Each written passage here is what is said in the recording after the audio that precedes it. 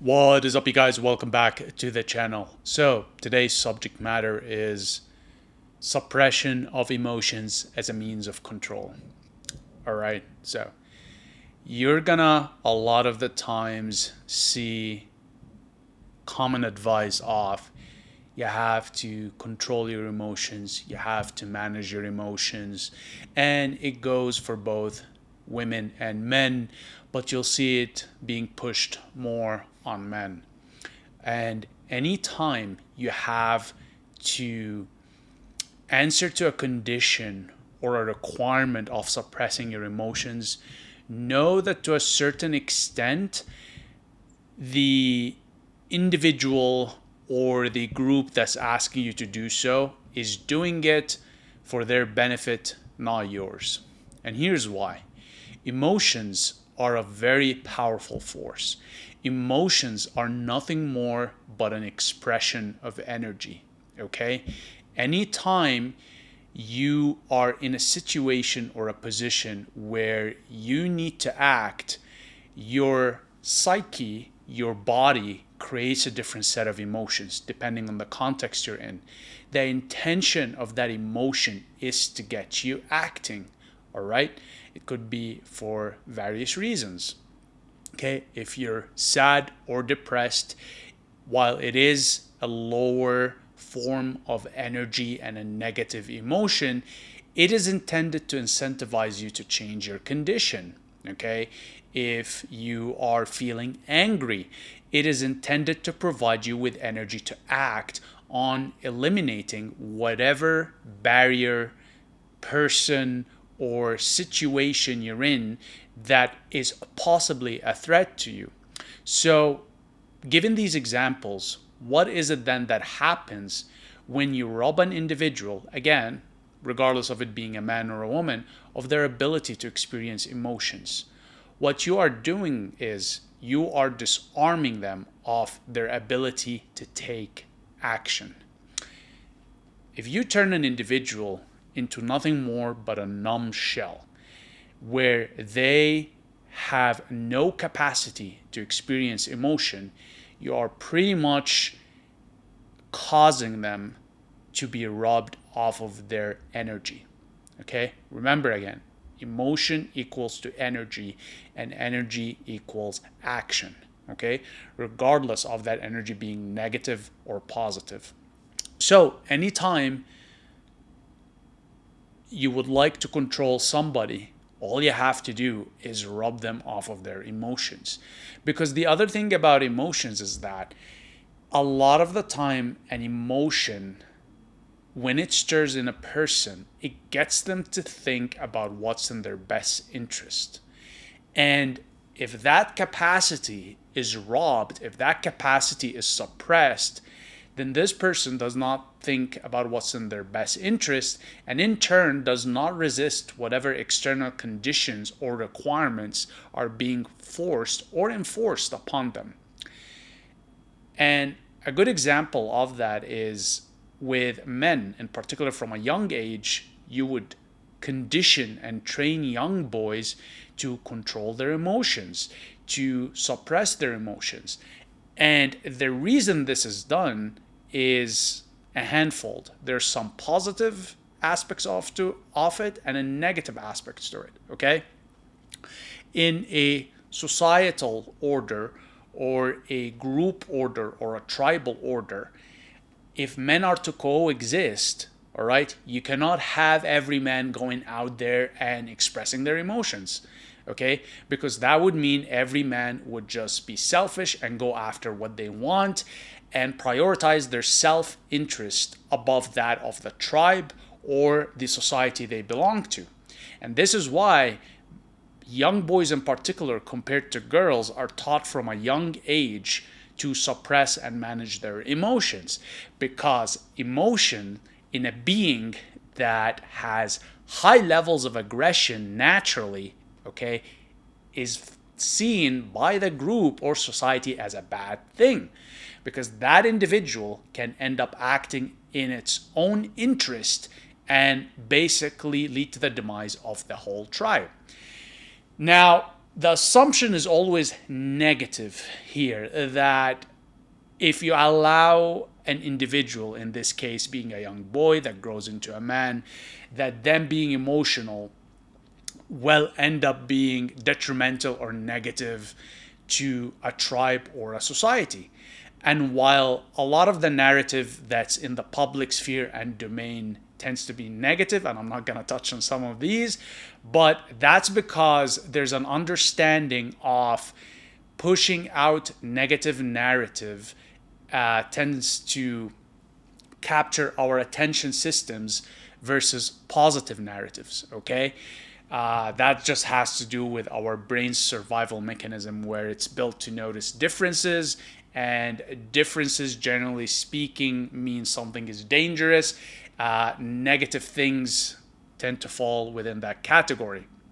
So, what a lot of the times is not captured is how emotions also can be a powerful force for positive things. Okay, you see it all the times in terms of, starting new ventures, discovering new things.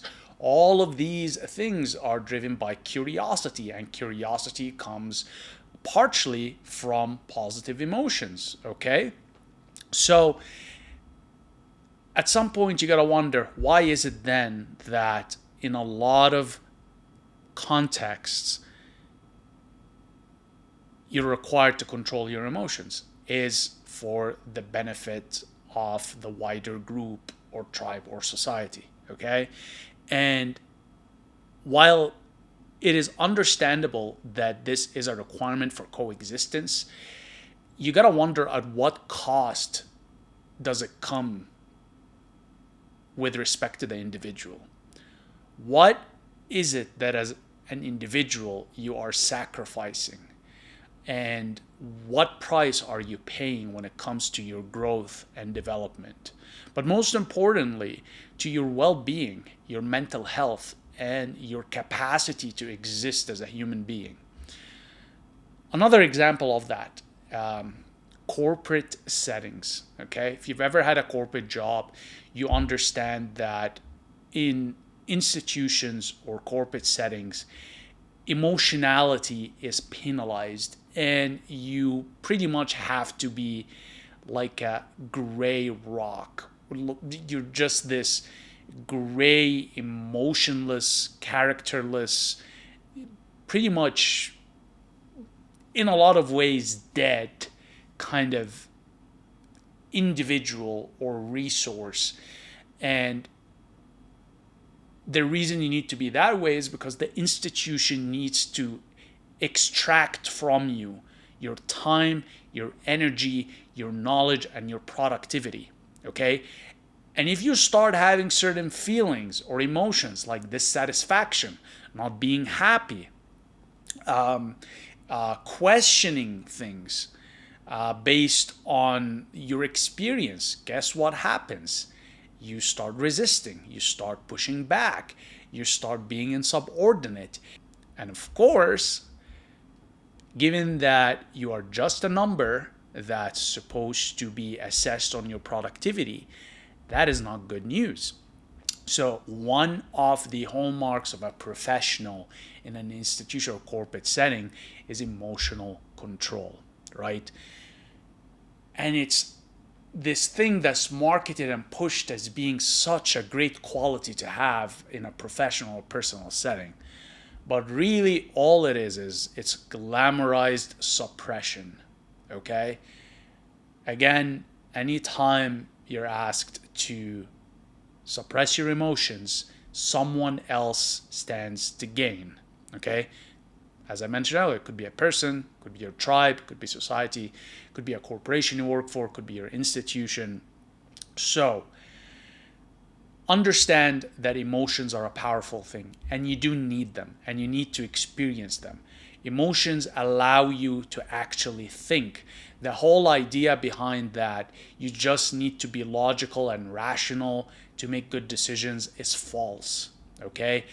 A lot of the times, and in fact, we do experience emotions first, take decisions and then rationalize our decisions after the fact based on the emotions, okay? A lot of the time also, you cannot actually experience rational and logical thought without emotions, okay? They go hand in hand. So when you end up suppressing one aspect of your being, the other side of it, being rationality and logical thinking, doesn't really work that great. It's limited in its capacity to give you the results and outcomes you're looking for. There's a reason why, and I don't remember the exact assignment, but one part of your brain is responsible for creativity, emotionality, and the other is responsible for mathematical ability, rationality, logic, and they both work together, okay? So to go ahead and deny yourself one aspect of your brain power and your being, all right, limits your experience and your abilities as an individual. Now again, to emphasize, there are reasons for this, okay? When it comes to coexistence, when it comes to collaboration, all right, you do to a certain extent need to restrict some of those emotions. I'll give you another example. A while back, I was watching a documentary on the Hadza tribe, okay? And the Hadza pretty much survives off of meat, honey, and milk of their cattle, and they also drink the blood of their cattle without killing the cattle. And their initiation procedure for the younger males into manhood is going through these painful experiences where the young boys have to endure the pain without showing emotion, okay? And basically being resilient to be welcomed into the tribe as men. Now, heed what I said earlier. See this. If the boy shows emotion, okay, the boy is pretty much acting in self-interest and self-preservation. For example, if they're put through a trial that causes them pain, the boy wants to avoid the pain and walk away from it. Now, because the boy experienced pain, they act emotionally and they emote and they basically get away from the pain. Now, while it does allow the boy to preserve himself and basically survive in this moment and situation individually, it is frowned upon by the tribe, okay? The reason for that is the tribe wants to use the boy for their survival. And to end up using the boy, all right, and utilizing his energy and muscularity and basically physicality and intelligence as he grows older to the benefit of the tribe, the boy needs to be conditioned to suppress his emotions. And the idea is that when you put the boy through this rite of passage into manhood, you are training the boy to overcome his individuality and self-oriented benefit in terms of experiencing emotions to limit harm to him. And instead what you're doing is you are conditioning the boy into prioritizing the well-being of the tribe over his own well-being. And to do that, you're conditioning the boy by suppressing his emotion to the benefit of the wider tribe. And this isn't something new. This has been there since the beginning of time. All right. The typical two conditions for it is one, the suppression of emotions of the individual to the benefit of the tribe or the group. And two is that any time as an individual you're subject to the power of the majority, you will be forced to suppress your emotions. All right. And while that works to the benefit of the greater group, tribe, society, institution, etc., it does have limiting effects on the individual when it comes to growth, maturity, when it comes to ability to be creative, to access deeper thinking levels. And this is needed, okay? The emotionality is needed to allow an individual to grow, to allow an individual to contribute back to society, right? Because when you end up just taking an individual, turning them into your typical corporate drone, guess what happens? They go through life doing that same task over and over and over, and then they die. Now, what's the solution to this? Your guess is as good as mine, okay? On the one hand, it is necessary to, like I said earlier, to manage emotions to coexist with others, right? Because if you have individuals that just become so fixated on how they feel and super selfish, then basically the fabric of society would break down. But at the same time, if you oppress the emotionality of individuals so much to the point that they basically become numb, then that's not really a good existence or a good quality of life. And you also end up degrading the social fabric because, individuals don't start contributing. They don't feel the need to. They become resentful. They feel that, they're disconnected or ignored. And it's a hard thing to do. It's a hard thing to do, to have the balance between both. But I do think that the answer is not to suppress the emotions of an individual anymore. We are basically improving a lot in terms of how society and structures function. Relatively speaking, quality of life has improved significantly over, the decades and millennia. And that is thanks in a lot of ways to freeing the psyche and to a certain extent the emotional systems of individuals, right? And not enforcing this systemic compliance to being in one mold, even though you still see that in institutions and corporations, which is mind-boggling to me that is still a thing till today, just having to fit into a particular mold.